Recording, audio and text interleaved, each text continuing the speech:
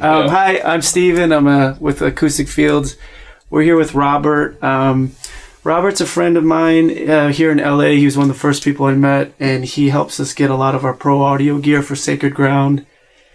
And it's been a long time coming. We wanted to get him in here, and he just experienced probably about 5 or 6 songs with different resolutions, and we'll just see what he kind of thought about after, about 45 minutes of listening. So one of the questions I asked him was, because I hadn't, have you ever heard diffusion in this capacity before? And Robert, what do you think about that, buddy?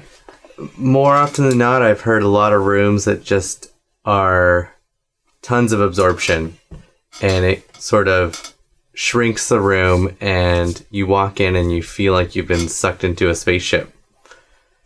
When I stepped in here, it wasn't live, but it was very natural. You sort of exist in here besides the room. You don't really hear the room. You just hear what's coming out of the speakers. The music? Yeah. That's actually a big slogan at Dennis. Hear the music, not the room. I kind of briefed Robert on kind of the technology in here. But we had some music that we started off with more higher end with vocals and whatnot, and then we gradually went into the low end spectrum of the room, which is where it really shines. Well, the vocals shine, but the low end, we both mutually agree we are never in an environment to where we have complete control of the low end with this crossover sitting to his right. Did you have anything to say, kind of, or was there something that stood out for, anything in that lower register on any of the songs we played? I don't know if anything stood out in particular, but I just noticed there's a lot more low end in some of these recordings that I never actually even knew it was there. Even on just a solo acoustic guitar. Yeah. What was actually picked up, you'll never hear it on most systems in most rooms. No, man. Well, that's the beauty of the carbon technology, because it's really linear. Mm-hmm. When I started messing around with it and testing it, I knew I had something that had sound absorption properties, but I never knew what the rate was. I never knew how much, what frequency. Are you going to grab all of this and leave this alone? Are you going to take from 300 cycles on up away from me and give me nothing below, or what's going to happen? Sure. And when I started working with it, I realized that it's really linear. And I mean, really linear. I mean, you can take X amount and then double that, and you can almost, with about 90% efficiency, predict that you're going to get twice as much of everything. Mm-hmm.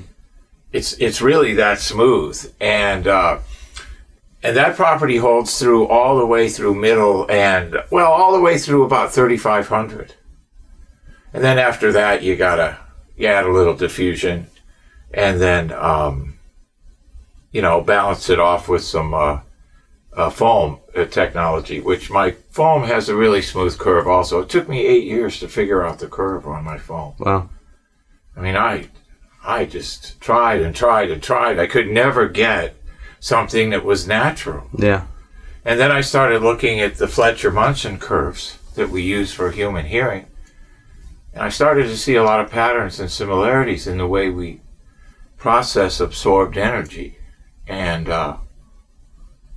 it was great for me, because what I was hearing was what the curves were saying I was missing. So I just used those curves as guidelines, and trying to making foam is like making soup from scratch. You got to put this ingredient in to start, and then you got to add all these other things in. And then when you're done, if you put the right amount in at the right time, you get something that you enjoy eating. Sure. Well, same thing with foam. And it just took an awful long time. And then 2 or 3 years into the R&D, the government bans 2 of the chemicals on music. I didn't know that. Which really makes life difficult when you already have, okay, I've got that done. Yeah. Thank you. I don't need to deal with that anymore. Well, here we go. Yeah, So, now I have a whole, chemical thing to deal with. But we figured it out and we got it. And the gray color you see is the color of all the chemicals. That's the color that it is. And it's the only color I'm going to make. Because I've tried putting pigment in it and it messes up the performance. And I want the performance. My chief goal here with this room was resolution. Mm-hmm. Did you think I achieved my goal? It, yeah. Okay. Top to bottom, you could hear every little detail going on very clearly, Okay. So good. Because that was my objective. And then definition follows. Soundstage and all that stuff is great. And, you want it to sound larger than it physically appears. Mm-hmm. That's a big goal. Not necessarily when you're recording. You want less, of everything. Room, speakers, everything. More music. But, and playback, it's different. You have to kind of create space. If you don't physically have it, you have to create it with acoustical tools. But not just any tools. You have to do it in a way that complements music, voice, and human hearing. All three of those variables have to be taken into consideration. I think this room has about 18,000 pounds of carbon. Wow. 9 tons. Yeah. Did you play him the low end disco thing? You played that for him? I'm not sure what you're referring to. That weird one, the progression it builds? I don't think so, no. Okay. We could do that sometime, but you get a feel for the low end. This room is flat to 27 cycles. And it's 16 feet wide, 8.5 foot tall, and 27 long. And that, to me, I have a guy coming up tomorrow. When I told him that on the phone, he goes, well, I got to hear that. And I says, all right, come on up. So he's going to come tomorrow. But that is a direct credit to the carbon. It's a direct result of all that carbon. Sure. And you get that kind of linearity even at the low end when you use a lot of it. So it's great. There's no barrier technology in this room at all. The only thing between you and Lancashire Boulevard is an 8-inch piece of concrete. That's all. See? So all the absorption and the low RT60 times that you're hearing is all absorption. Right. Yeah, so it's interesting when you lower the noise floor inside the room and you got concrete barrier. Concrete's a pretty good barrier. I would think, but... Yeah, it really is, But then when you put 18 inches of carbon in front of it, it really takes on a new life. Yeah. What did you think the presentation was musical? I did. Okay. Yeah. That's important. It's important. It's okay if it's not so musical. I think when you're mixing and mastering and, mastering, it better be musical. It better be musical by then, I guess. If it's not musical by then, I think you're in trouble. But, anything that stood out? How about the center image focus? Nice and tight? It was like right there. I know. My foam does that. And it's really good with horns and keyboard. Did you play him the Sacred Ground recording that we did? Not in here. He's heard it. Oh, you've heard it. We went through the demo disc, but and then you came in, so. Oh, okay. Okay, yeah, cool. I think it's sitting right there. We can do that. Yeah. Anything else you noticed about it? Well, the room looks good. That's the first thing you notice. It keeps the whole vibe musical, even just looking at it. It does, doesn't it? Yeah, I never thought about that, but you're right. The wood smells nice too.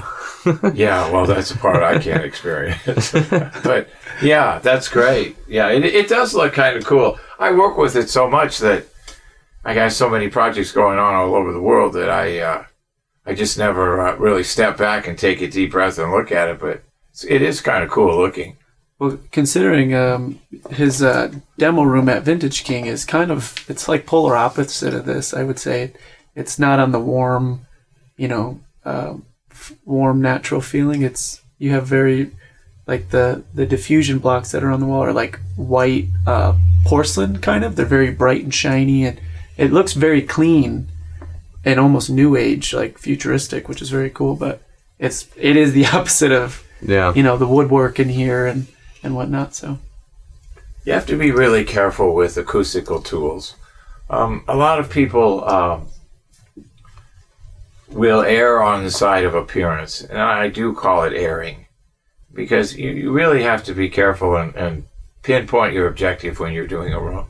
Like my sole objective here was resolution. Mm-hmm. Now there's other variables that fall into place when you achieve that, and you're experiencing those, but my whole purpose was resolution, and you really need to define that when you're setting up your room and doing something, because every surface area and every tool that I've created can paint whatever you want on that canvas. Mm-hmm. You just have to tell me what you want. Do you want strong center image? Do you want a wide sound stage? Do you want height? Do you want depth?